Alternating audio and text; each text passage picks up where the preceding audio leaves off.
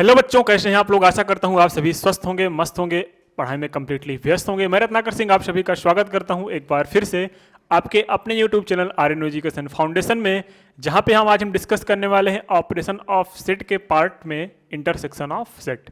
Intersection of set क्या होता है इस वीडियो में हम अच्छी तरीके से जानेंगे और सीखेंगे और कुछ एग्जाम्पल भी करेंगे। तो चलिए स्टार्ट करते हैं बिना टाइम वेस्ट हुए अपना intersection of set.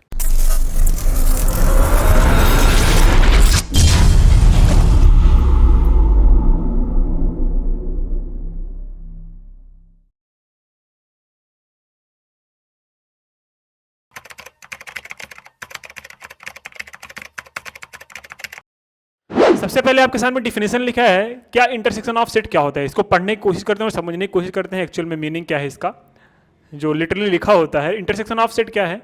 The intersection of two set A and B denoted by A intersection B. A union B को कैसे इंडिकेट करते थे? ए यूनियन बी को हम ऐसे इंडिकेट करते थे, लेकिन ए इंटरसेक्शन बी इसी का उल्टा।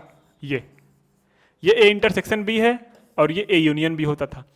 Denoted by A intersection B is the set of all elements which are common to both and A and B. मतलब देखो, ए यूनियन बी में हम क्या लेते थे?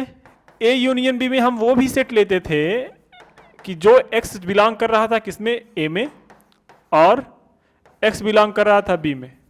ठीक है, लेकिन हम इसमें ये लेंगे कि एक्स बिलोंग करेगा किसमें? ए में भी और बी में भी। हम ए इंटरसेक्शन बी में वही एलिमेंट्स लेंगे जो ए में भी हो और बी में भी हो।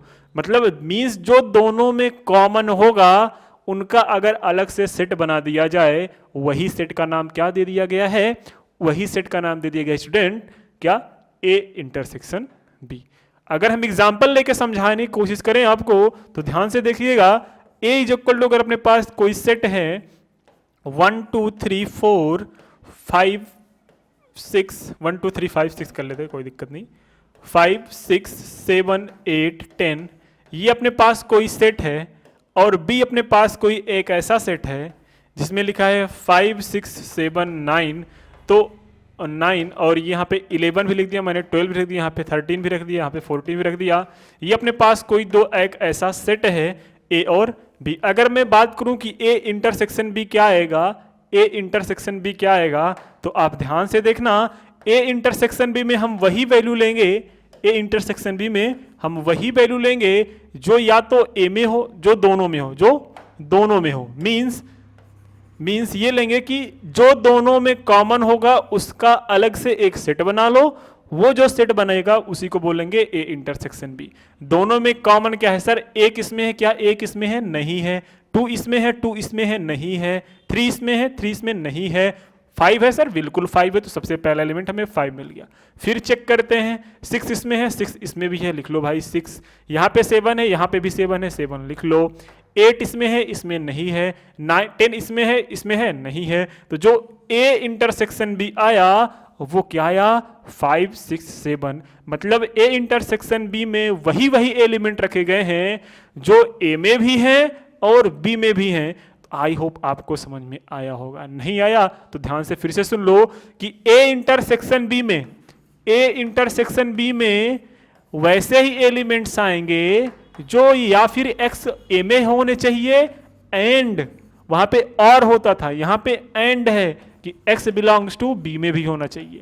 अगर ये कंडीशन सेटिस्फाइड हो रही है तो हम बोलेंगे कि भैया ए इंटरसेक्शन बी यही है। नहीं समझे? ए इंटरसेक्शन बी में वही एलिमेंट्स लेना जो ए में सेट ए में रहेगा, जो सेट बी में रहेगा। मतलब देखो, आप लोग क्रिकेट खेलते होगे, क्रिकेट में एक प्लेयर ऐसे होता था जैसे 6 प्लेयर दोनों में, एक प्लेयर अगर एक्स्ट्रा आ गया तो बोलते हैं ये कॉमन हो जाएगा।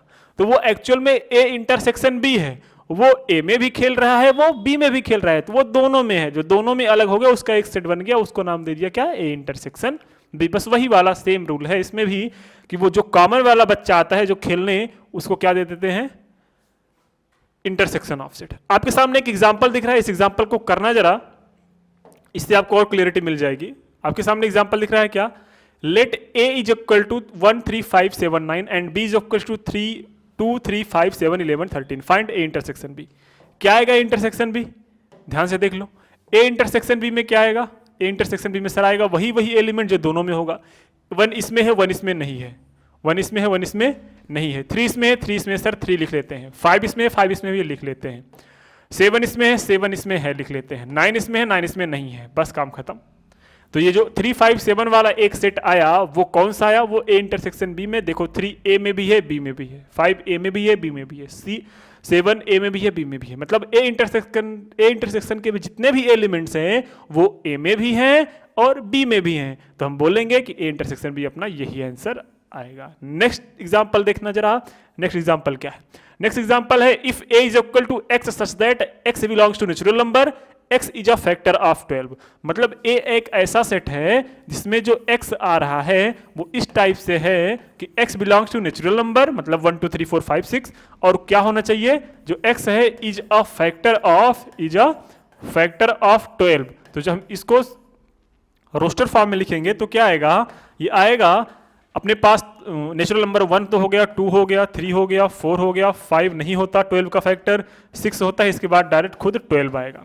फिर सेट बी क्या आता है, सेट बी बोला है कि x सच दैट x, मतलब x इस प्रकार से है, इस टाइप से है कि जो बिलोंग कर रहा है नेचुरल नंबर में, x is a factor of 18, x जो होगा वो फैक्टर होगा 18 का। तो यहाँ पे जो b की वैल्यू आएगी, जो v की वैल्यू आएगी वो क्या आएगी, 1 2 3 4 नहीं, 5 नहीं, 6 7 8 9 हो जाएगा और डायरेक्टली उसके बाद 18 हो जाएगा। ठीक है, तो ये तो हुआ अपना बी। अब इन दोनों का निकालना है ए इंटरसेक्शन बी। कैसे निकालोगे, ध्यान से देखो, हमें ए इंटरसेक्शन बी में वही एलिमेंट्स लेने हैं, हमें ए इंटरसेक्शन बी में वही एलिमेंट्स लेने हैं जो ए में भी हो बी में भी हो। सर ए में 1 है, बी में भी 1 है, ले लिया हमने, 2 इसमें भी है, 2 इसमें भी है, ले लिया, 3 इसमें भी है, 3 उसमें भी है, ले लिया, 4 इसमें भी है, 4 इसमें नहीं है, 6 इसमें है, 6 उसमें है सर, उसके बाद 12 इसमें है, 12 उसमें नहीं है, बस काम खत्म, है ना।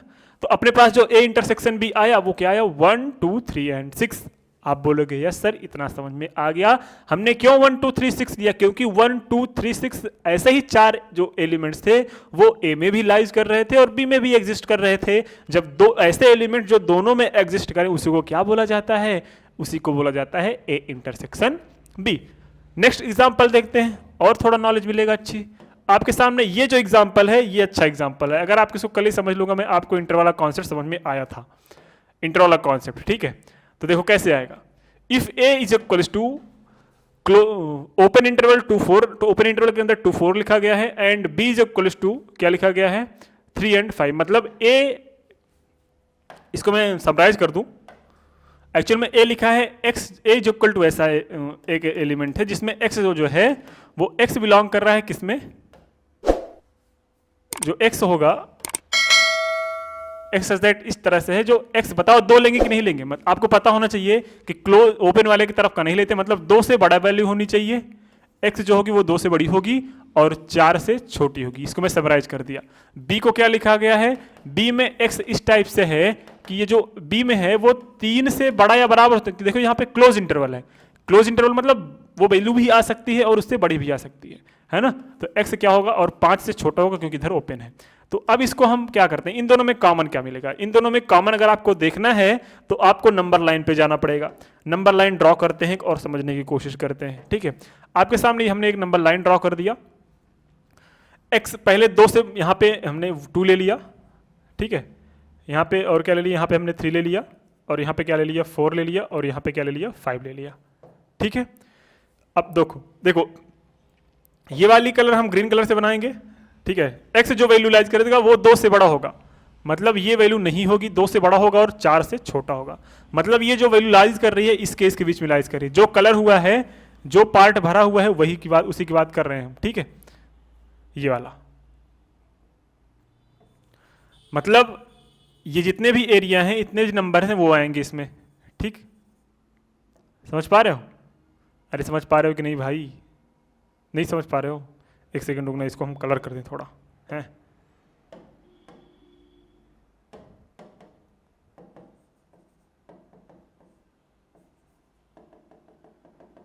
ठीक है, ये इतना जो एरिया आया वो कौन सा आया, वो पहला वाला सेट ए का एरिया है। कौन सा एरिया है, सेट ए का एरिया, ये सेट ए का एरिया है। अब सेट बी का जो एरिया आएगा वो कौन सा आएगा, ध्यान से देखना। सेट बी का एरिया क्या है, ये वाला है सेट बी का एरिया। अब सेट बी का एरिया को हम किस कलर से ड्रॉ करें, सेट बी का एरिया को हम व्हाइट कलर से ड्रॉ करते हैं। 3 से बड़ा या बराबर, मतलब 3 तो हो सकता है, 3 तो हो सकता है। चलो मतलब ये जो सर्किल आएगा ये वाला भी कलर मिलेगा, क्या मिलेगा, कलर मिलेगा, मतलब 3 तो होगा। और 5 से छोटा होगा, 5 से छोटा मतलब ये वाला सर्किल नहीं आएगा, लेकिन इससे जो कलर आएंगे वो हो सकते हैं, है ना, ये हो सकता है। अब इन दोनों में कॉमन क्या मिलने वाला है, कौन सा पार्ट, जरा ध्यान से देखना। इन दोनों में कॉमन मिलने वाला है आपका